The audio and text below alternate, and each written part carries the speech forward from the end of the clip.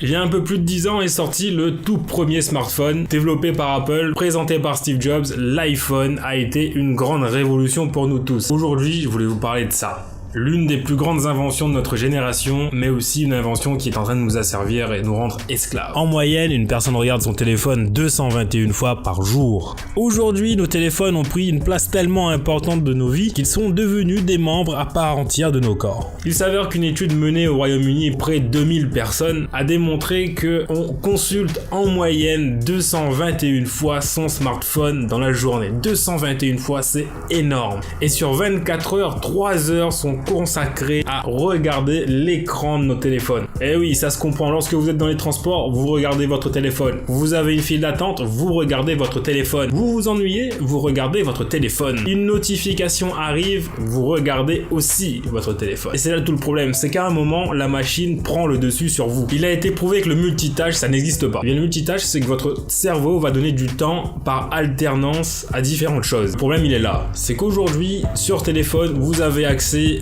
à des formats qui sont courts, voire très courts. Les réseaux sociaux, en général, ce sont des médias qui vous donnent l'impression d'être multitâche parce que vous avez la capacité de vous concentrer quelques secondes sur ces médias. Et lorsqu'il s'agit de lire, de regarder des médias qui sont plus longs comme des films, vous n'arrivez plus à vous concentrer et vous finissez par vous ennuyer. Et bien ça, c'est ce qui m'arrive. Aujourd'hui, lorsque je me mets à regarder un film sur Netflix, je n'arrive plus à me concentrer. Si le film dure 1 heure, voire 2 heures, et au bout d'une trentaine de minutes, je finis par m'ennuyer et je vais consulter mon téléphone. Et ça, c'est quelque chose qui me dérange, c'est quelque chose que je veux changer, et c'est quelque chose que je vais essayer de changer. Pour cela, j'ai quelques solutions. Notamment la première, c'est de désactiver les notifications. Les notifications, c'est sûrement ce qui rend le plus esclave.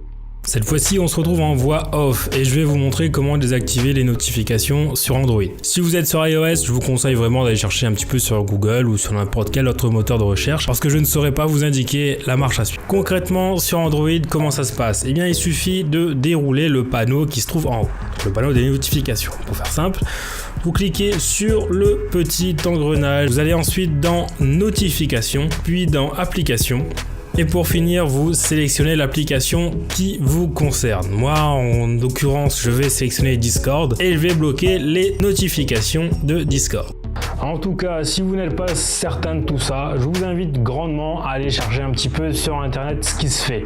Le digital detox, de plus en plus de personnes s'y intéressent et vous devez savoir quand même que nos téléphones peuvent parfois être très envahissants. Vous pouvez toujours me retrouver sur mysteric.net par email ou sur Twitter. J'essaierai de répondre au mieux à vos questions. Et bien sûr, j'espère vous retrouver dans les prochaines vidéos.